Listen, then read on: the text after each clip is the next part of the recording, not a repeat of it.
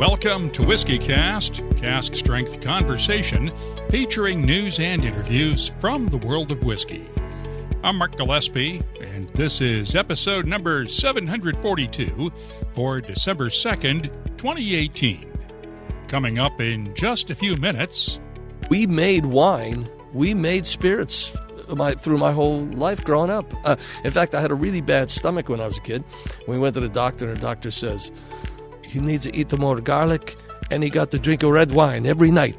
So at 11 years old, I was getting a little glass of red wine for dinner every night. And that's it. It was just it was in my blood. There's something about whiskey and music that just seems to go together naturally. We've seen a lot of musicians enter the whiskey business during 2018, but Neil Giraldo's debut of 3-Chord Bourbon might have been preordained from childhood. You see, his grandfather had a still in the basement of his Cleveland home and was making whiskey along with grappa and wine. Neil Giraldo has produced and played on some of the rock era's most iconic songs, but now he's also following in his grandfather's footsteps. My conversation with Neil Giraldo is coming up on WhiskyCast In-Depth, along with the What I'm Tasting This Week department, the calendar of events, your voice, and much more. All on this episode of WhiskyCast. This is whiskey, Johnnie Walker's Scotch whiskey, from this place and these people, Scotch makers, creating the bold and complex flavour of Johnnie Walker Black Label. Step right up. WhiskyCast, brought to you by Redbreast, the definitive single pot-still Irish whiskey. Those in the know Redbreast. Let's start off with the news. It's brought to you by Highland Park. There's a new world record holder for the most expensive whiskey ever sold at auction. When a 60-year-old 1926 Macallan went on the block at Christie's Thursday morning in London, there were high hopes that it might break the current world record set back in October by another 1926 Macallan. The thing is, that was one of 12 bottles with a label designed by Italian artist Valerio Adami, while Christie's was selling a one-of-a-kind, a bottle from that same cask with a hand-painted label by artist Michael Dillon, who had been commissioned by Fortnum & Mason in London. And when the hammer came down at Christie's, the final price was £1.2 million, or $1,532,880. That shattered the old record by more than $400,000. The Macallan's Charlie Whitfield was in the gallery at Christie's at the time. There was a lot of kind of excited faces, including my own. Because the thing was, there was nothing to compare it against. It was a one of one, so there was nothing to compare against. Obviously, we presumed it could be a lot of interest and excitement, but obviously, even as Christie, they didn't really know how much it would go for. So it was definitely some excitement in the room when it did sort of get up above £1 million.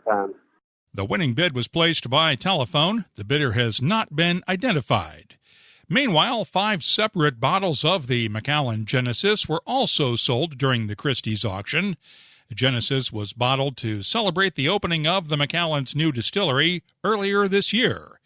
The combined total of $14,566 for all 5 bottles will be donated to community organizations in Speyside. Meanwhile, Christie's has another auction scheduled for Friday in New York City. The highlight will be a collection of pre-Prohibition whiskeys that were found last year in a secret vault built inside a Los Angeles mansion 100 years or so ago.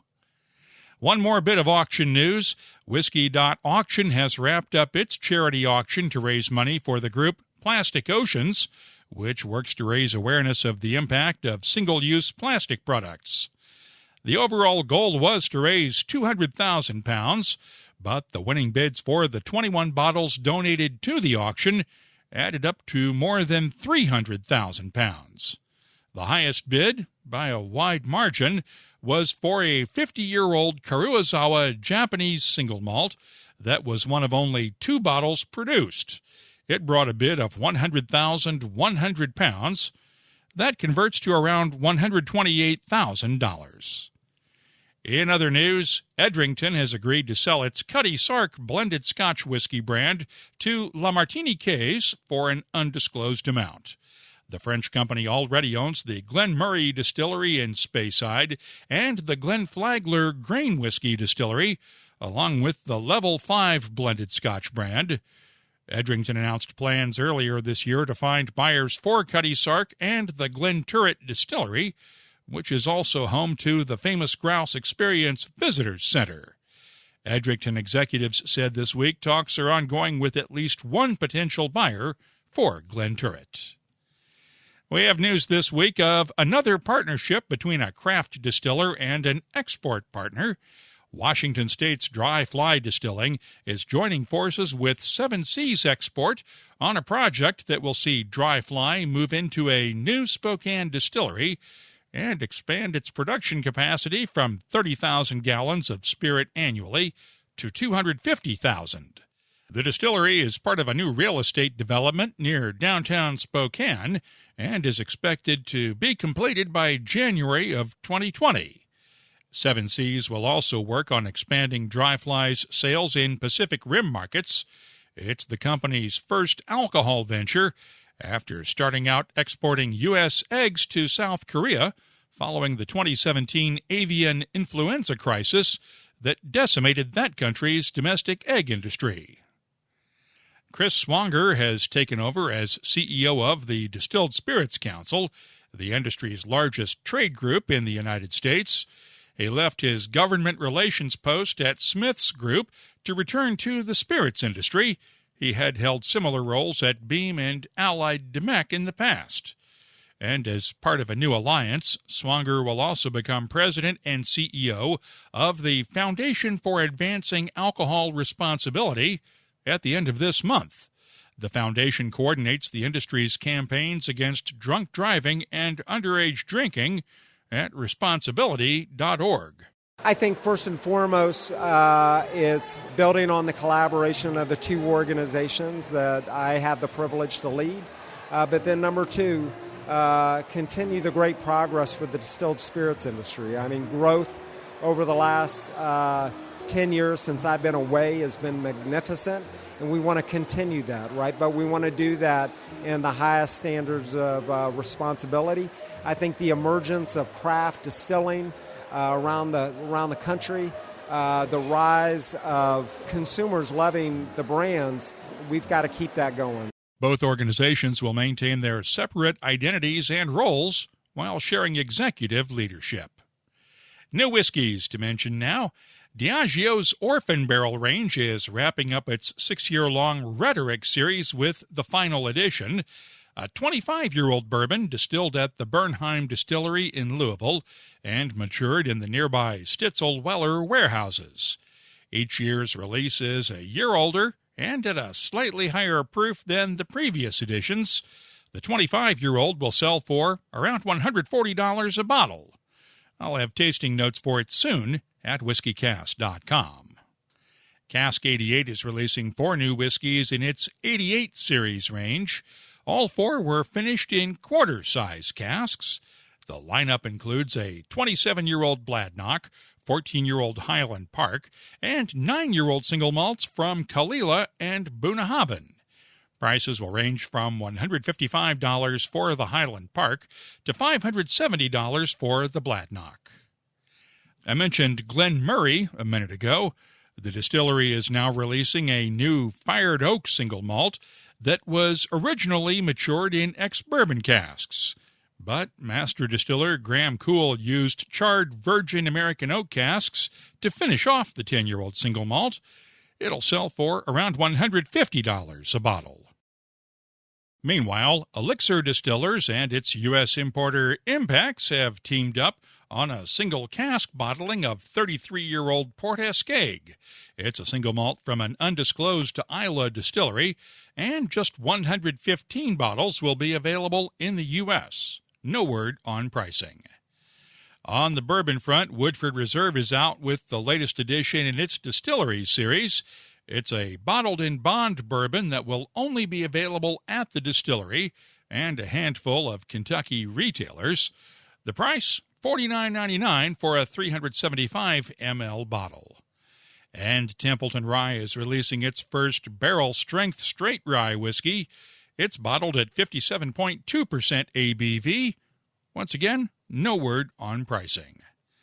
And finally, I'd like to thank the Pittsburgh Whiskey Friends for inviting me to join them this past Monday night for a charity whiskey tasting to benefit HIAS, the Hebrew Immigrant Aid Society, in memory of the Tree of Life Synagogue shooting victims. We raised $1,700 through ticket and raffle sales, along with an online fundraiser where I pledged to wear a Pittsburgh Penguins jersey for the night if we reached our goal. We did, and I did. You can hear it all on the latest episode of the WhiskyCast Tasting Panel.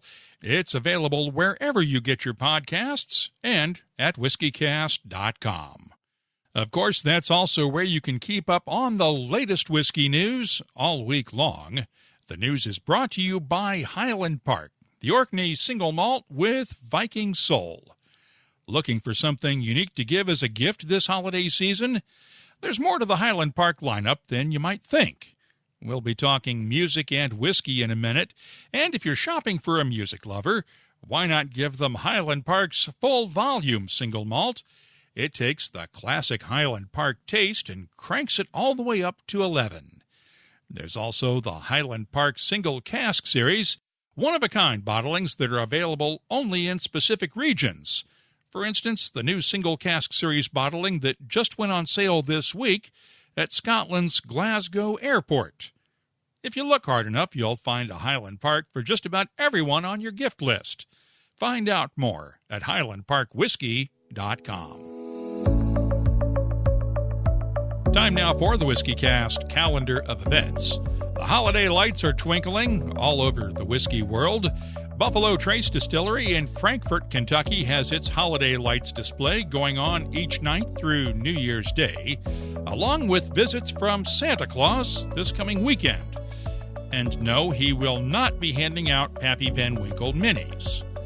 Teeling Whiskey Company in Dublin, Ireland hosts the Newmarket Square Christmas tree lighting on Wednesday night, the 5th, along with the Spirit of Dublin Craft Fair this coming Saturday. And Maker's Mark Distillery wraps up its annual Candlelight Distillery Tours this coming Saturday as well. Cocktail writer Karen Newman is the guest at the next Catoctin Creek Cocktail Night, Friday night at the distillery in Purcellville, Virginia. The Scotch Whisky Experience in Edinburgh, Scotland, hosts a White & Mackay tasting on the 13th and a tasting of William Grant & Sons whiskies on the 15th. The Lakes Distillery in Setmurthy, England, has its annual Founders Whiskey Festival on the 15th, and Whiskey Live Athens is on the 14th and 15th in the Greek capital. Right now, we have 114 different events on the worldwide calendar at whiskycast.com. Just use the search button to find one near you or wherever you're traveling soon. 7 swans a-swimming, 6 geese a-laying, 4 calling birds, 3 French hens, 2 turtle doves, and a partridge in a pear tree. All seems a little excessive, doesn't it? When there's one bird they really want this Christmas. Redbreast. The warm glow of ripe fruit, honeyed figs, and crackling cinnamon. Proud sponsor of WhiskyCast, and the perfect gift to slip under the tree. WhiskyCast In-Depth is brought to you by Lagavulin. 2018 could be called the Year of the Musician in whiskey history. Of course, there have been collaborations between bands and whiskeys for years now, but 2018 took that to new levels. Metallica made headlines by collaborating with the late Dave Pickerel to release blackened American whiskey. We also saw the debut of Bob Dylan's Heaven's Door whiskies, And Heaven's Door just launched a new 10-year-old Tennessee straight bourbon a couple of weeks ago, after the original release of 3 bourbons and ryes earlier this year. And the Scorpions teamed up with Sweden's Mackmyra Distillery recently to release a single malt finished in German sweet cherry wine casks. Longtime musician and producer Neil Giraldo has worked with many of music's greats over the years, including Kenny Loggins, Rick Springfield, John Waite, and Pat Benatar, who also happens to be his wife.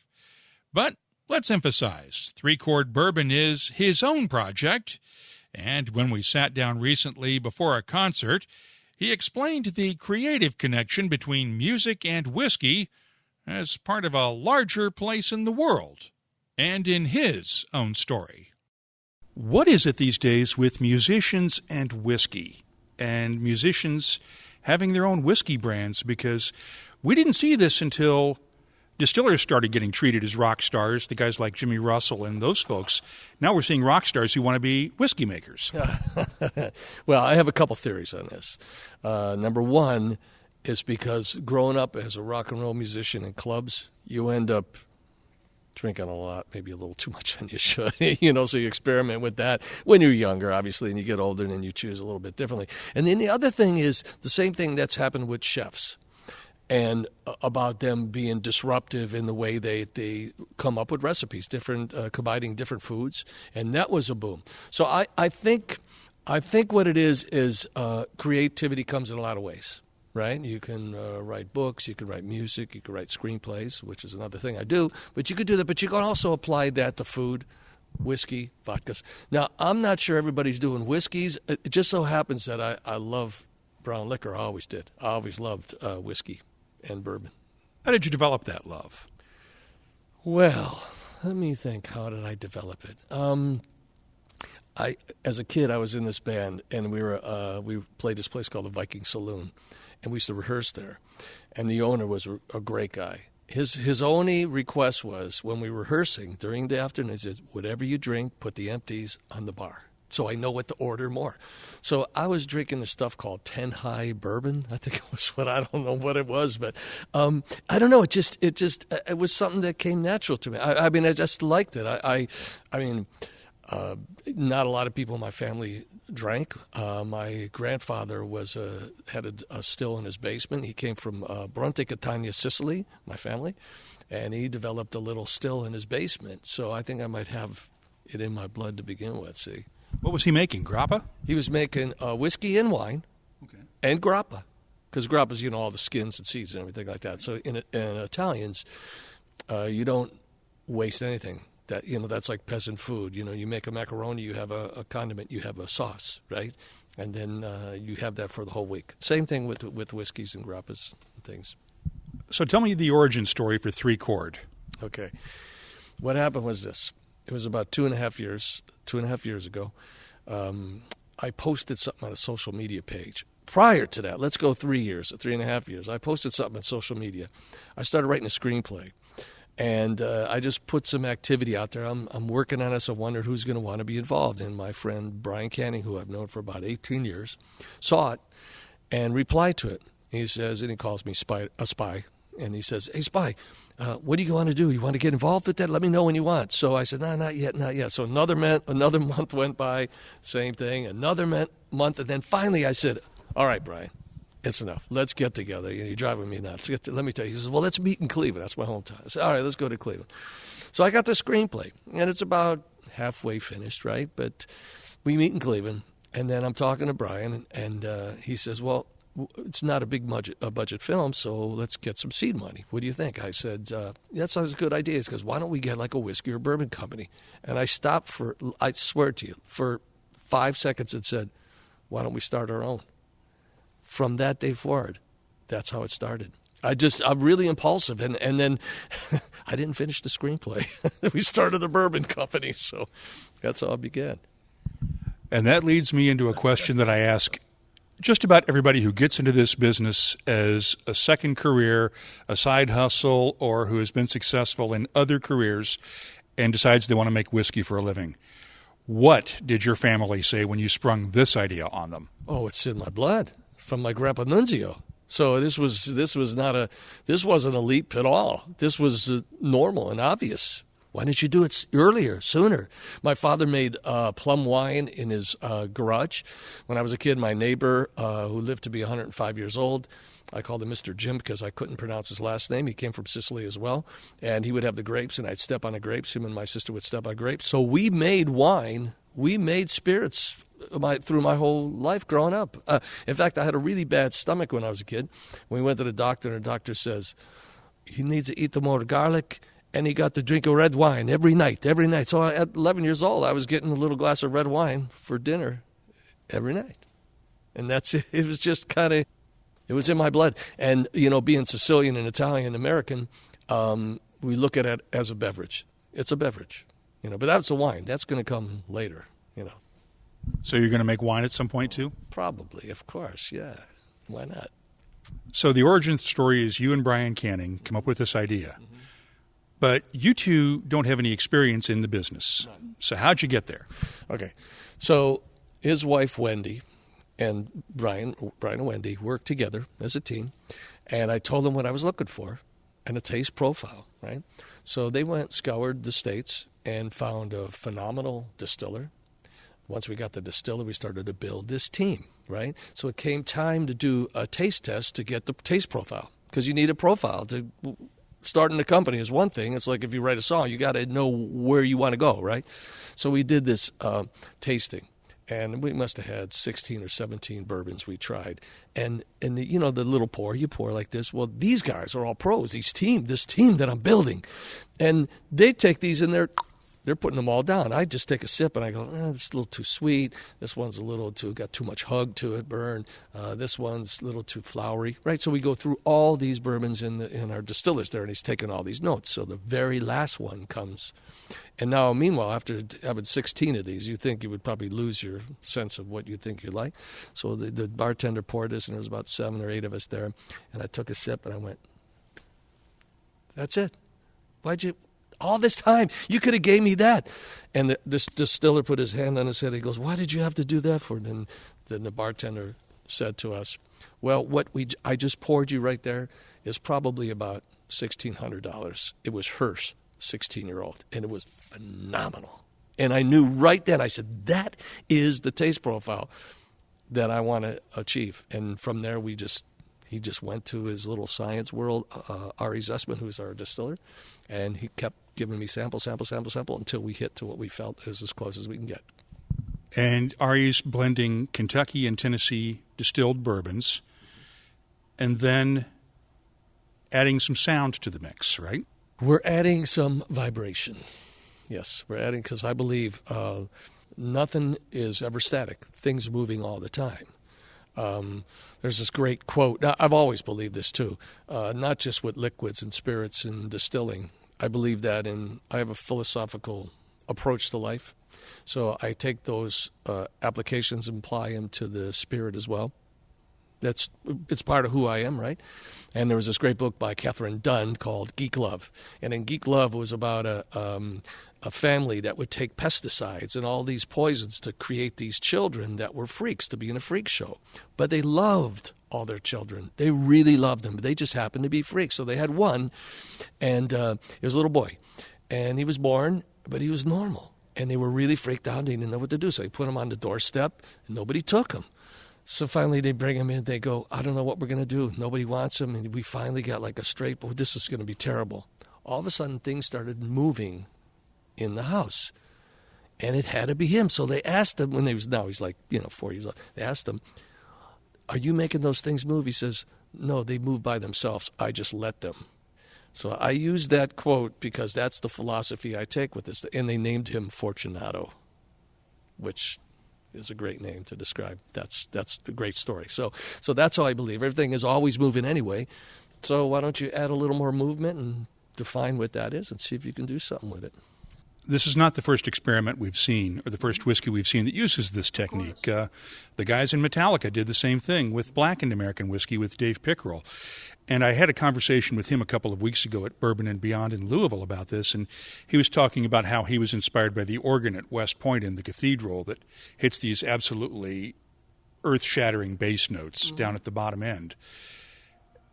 So while I've been skeptical about music and the influence on whiskey, I can't deny that there might be something there, not having tasted the whiskey before the music. But I can't argue with it afterwards. I don't know what it's doing, and I'd love to see the scientific proof on a spectrometer or a gas chromatograph to see what it's doing, but it's got to be doing something.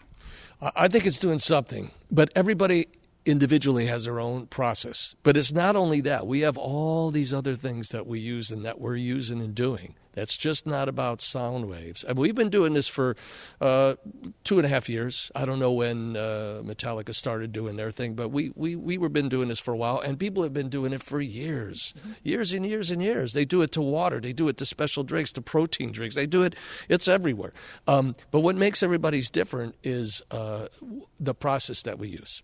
Ours is a process that we don't really let out. We keep it amongst our own tribe, so to speak.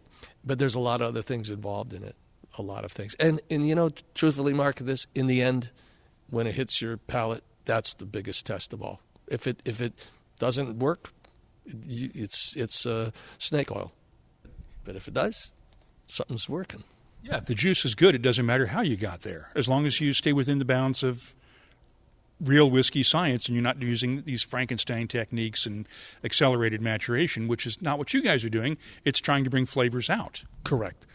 Respecting tradition is very important, but being disruptive is always good. It's just a good process. I mean, it's a good process in life. You know, in music, when I would produce records, I had them turned down by record companies because they thought they weren't what sounded right at the time. They were afraid. Well, you know what? I'm not going to give you the history of what those were, but they ended up being some pretty big hits. But I was convinced, I convinced myself that, you know, be brave. Be brave. Don't be afraid, but respect. You have to have respect. This is very, very important. You must respect, but be brave. Step out. That brings me to another question. Much of your career has been producing music, not just for yourself, but for other people. I had an interesting conversation a few years ago with Dario Franchitti, the race driver, who was doing some work with the Balvenie at the time and had gone through a master nosing class at the distillery. And I asked him if he could compare how the experience he had in the blending lab with David Stewart at the Balvenie could compare to his mechanics in terms of them being able to listen to a car and pick up immediately, well, we need to do this, this, and this. When you're blending a whiskey, how much is it like producing a song? It's got to need a little more of something. It's missing this. It needs some high notes. It needs some bass. It needs something different. In that creative process, how does that compare? It's all feel. It's all a feel. You know, it's as simple as trying to teach a child, if you ever get yourself in a precarious situation, trust your gut. It really is that. It's about your gut. That's all you have to do. It's a chi. You know, create that chi, believe in it, and that's how I live my life.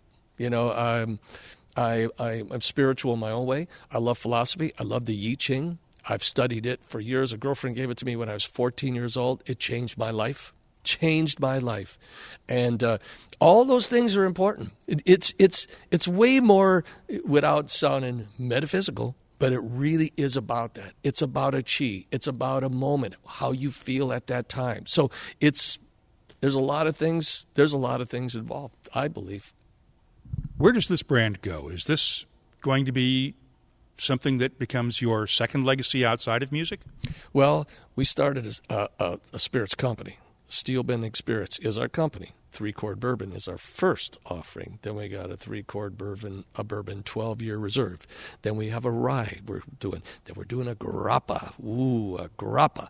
A grappa that maybe people who've tried grappa before and went, ooh, got scared from it, may look at it a little different, because I have this other idea of creating a grappa completely different, because I believe there's something in that. Part of my history is with grappa and my Sicilian heritage, right? So the idea is to create all different kinds of spirit, but let's go a little further. It's about the blues. It's about the roots of music in America. We are a give-back company. I'm not waiting until we get into the $20 million or $50 million, $100 million. I'm not waiting. We're giving back right now. We want to sponsor organizations like the National Blues Society, all those, because there's a lot of musicians that, great players that nobody knows of or have known about them but don't even have headstones. This isn't right. We want to give back as part of our brand, our model. So that to me is important. One of the most important things and interestingly enough, the screenplay was all about that. So it never changed, which I'm carrying it all the way through this company. As you're just developing this brand and starting your journey in making whiskey, it may be too early to ask you this question, but what's cooler? We're sitting in a theater right now with a few hundred seats. A couple of hours from now, there are going to be people screaming for you and cheering. What's cooler? That applause from the crowd or somebody tasting your whiskey and going, wow, this is really good? You know what's cool? What's cool is running into a person 10 years later and them saying, that time you were playing at a concert and you came outside and I was down on my luck and you gave me $20 and I was able to save my life, and they say thank you very much and they're healthy. That's what's cool. And that's what's important to me, the most important thing. And being on stage and connecting with people is phenomenal. It's phenomenal. I see it. I can feel them. It's all back to the feel. When I see people take these taste tests of this bourbon, that's exciting. It's like we made that as a team. We made that. My guys are great. We created this thing, and when they taste, they go, ooh. Even when you just tried it, went, ooh, that's good.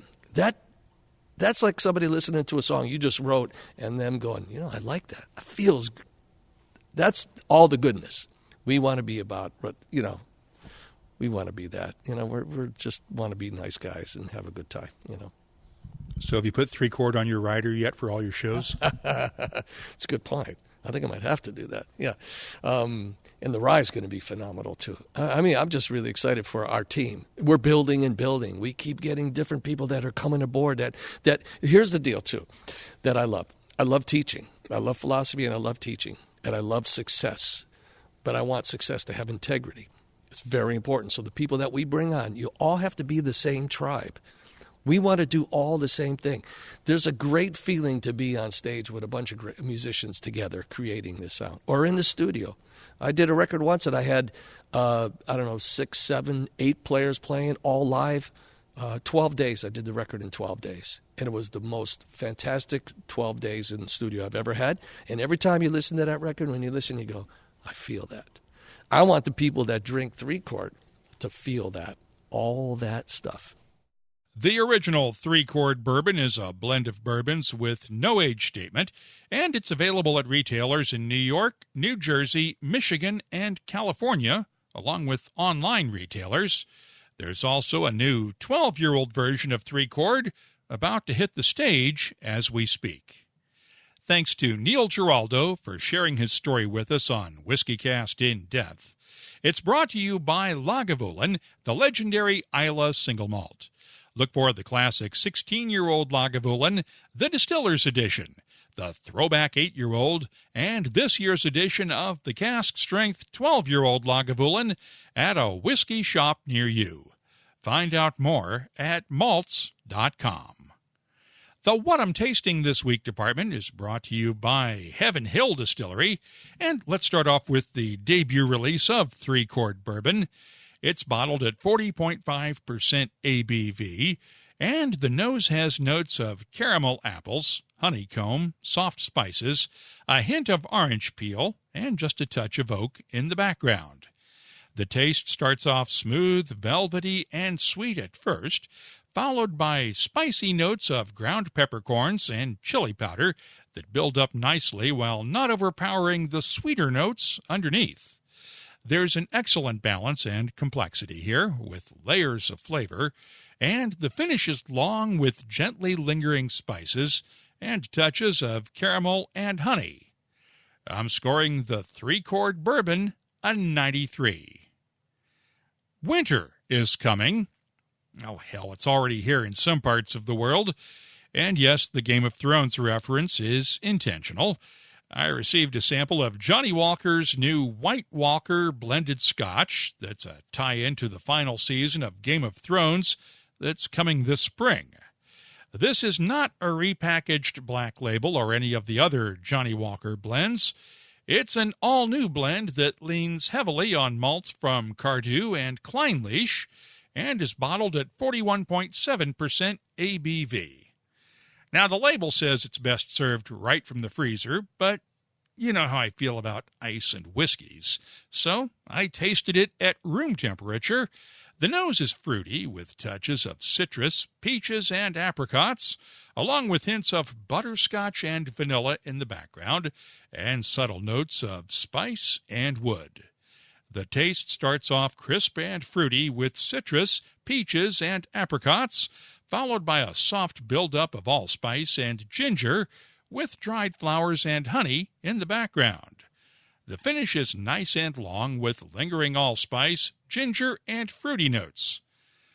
I've put that bottle into the freezer now, and when I post my tasting notes for the Johnny Walker White Walker at WhiskyCast.com, I'll let you know whether the temperature makes any difference. But for now, I'm scoring it a 93. I'll have more tasting notes in just a minute, but first, our tasting notes are brought to you by Heaven Hill Distillery, family-owned from the start, and proud to work with other family-owned companies on the Grain to Glass project. They're working with Beck's Hybrid and Peterson Farms to find unique seeds, grow them, and then distill them into a special whiskey. Follow the project at heavenhilldistillery.com.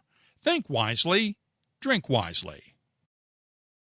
Over the years, I've had the chance to taste all of the Van Winkle whiskies, except for one, the Old Rip Van Winkle 10-year-old bourbon. Got the chance to take care of that little oversight the other night. It's bottled at 53.5% ABV, 107 proof, and the nose has notes of toasted caramel, charred oak, soft spices, butterscotch, honey, and vanilla. The taste is spicy with cinnamon, allspice, a hint of dark chocolate, honey, caramel, and charred oak, while the finish is long with subtle spices and touches of caramel and nuts. I'm scoring the Old Rip Van Winkle 10-year-old bourbon a 90.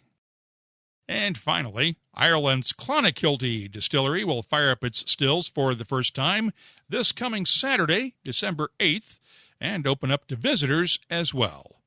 In the meantime, they have bottled a port cask-finished blend of sourced 8-year-old Irish grain whiskey and 10-year-old Irish malt whiskey. It's bottled at 43.6% ABV, and I brought back a sample from my last trip to Ireland.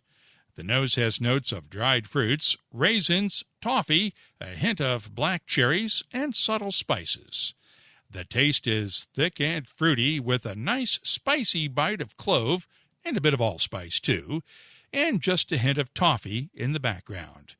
The finish is long, complex, and well-balanced. I'm scoring the Clonakilty Port Cask finish a 92.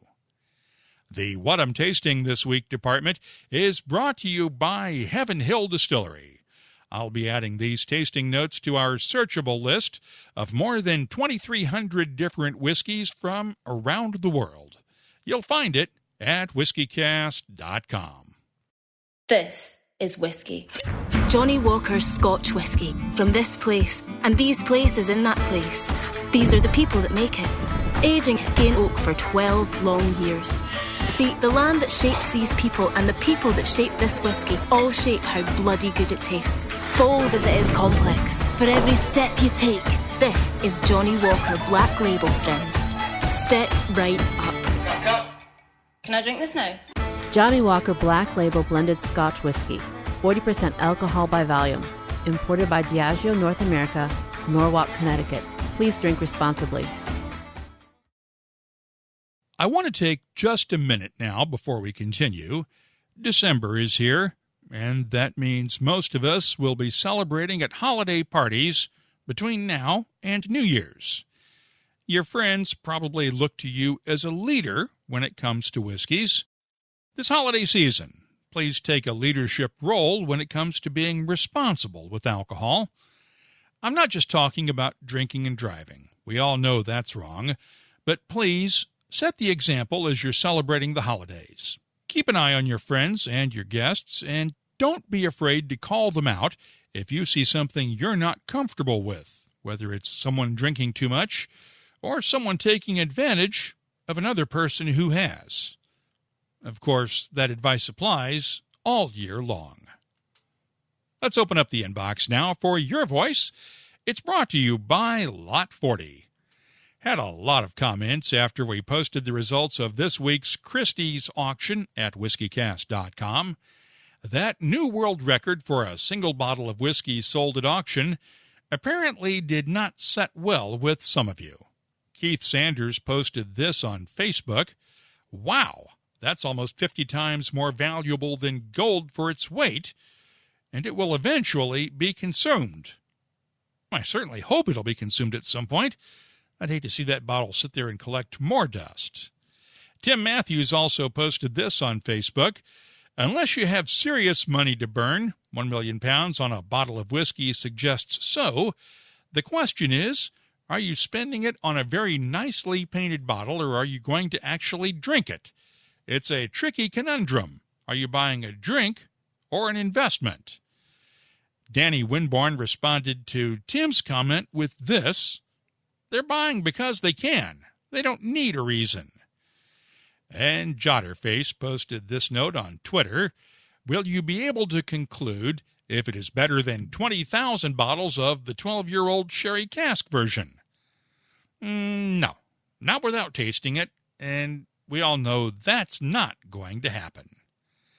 Finally, if you've been a WhiskyCast listener for a while, you might know that I spent a few years in Alaska as a reporter for Anchorage television station KTUU. So Friday's earthquake in the Anchorage area hit home for us, literally.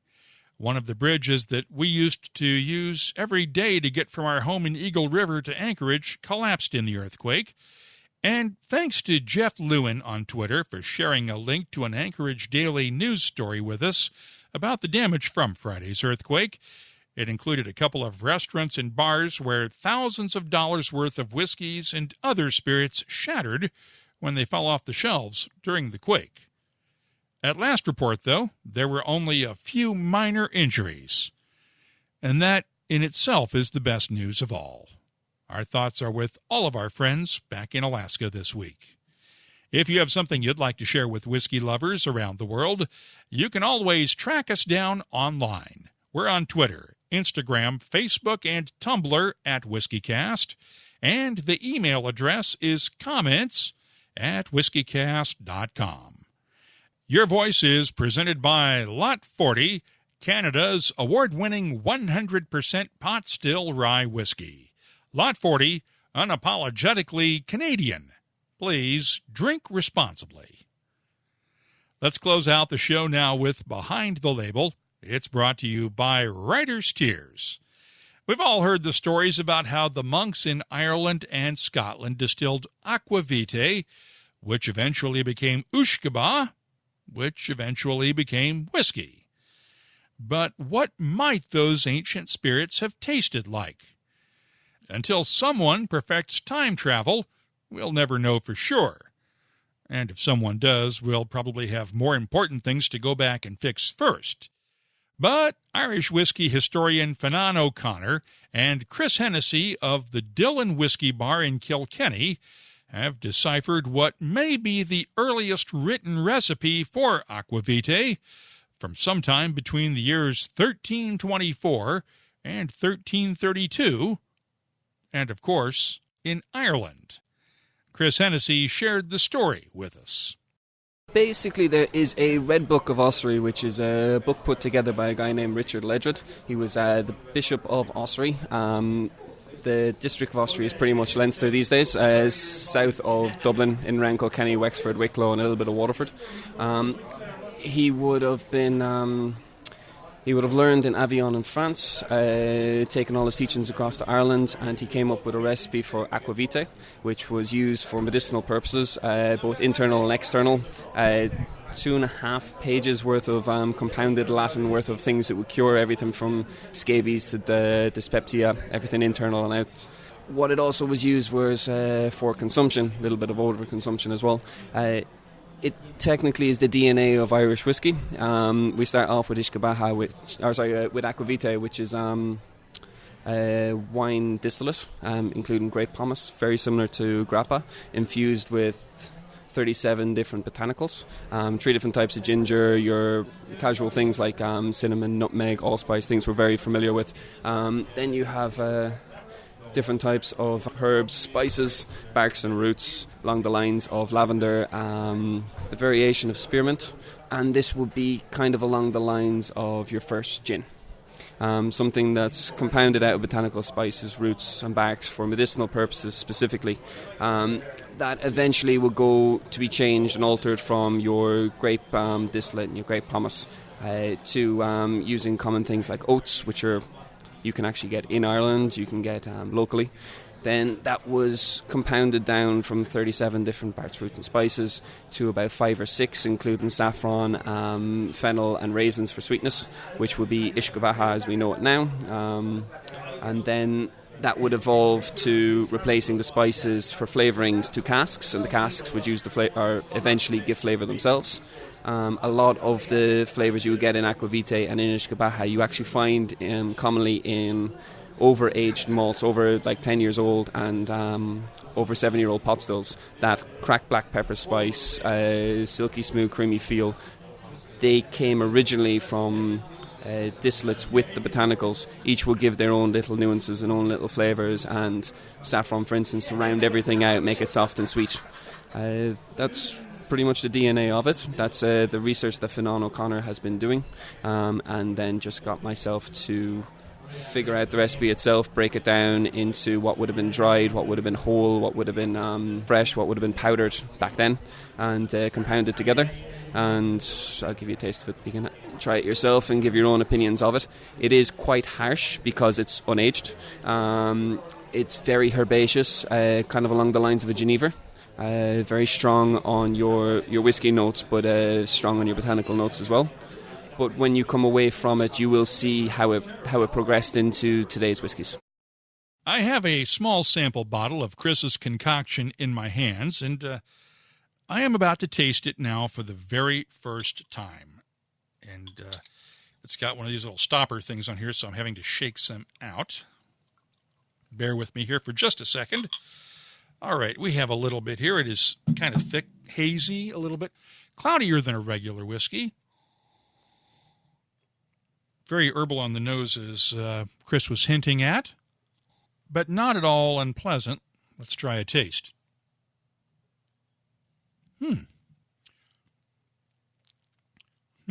That'll put some hair on your chest. It's thick. Wow, excuse me there.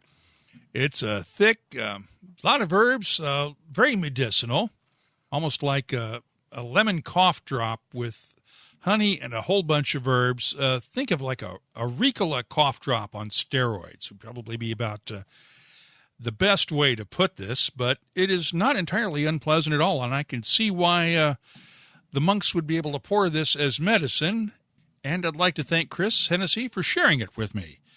Now, if you'd like to try it, Chris says they do keep some at the Dillon Whiskey Bar for education and research purposes only, but he did say that if you tell them I sent you, they might just pour you a dram of it. Now, if you have something you'd like us to look into on Behind the Label, just use the contact form at whiskycast.com to get in touch with us. Behind the Label is brought to you by Writer's Tears.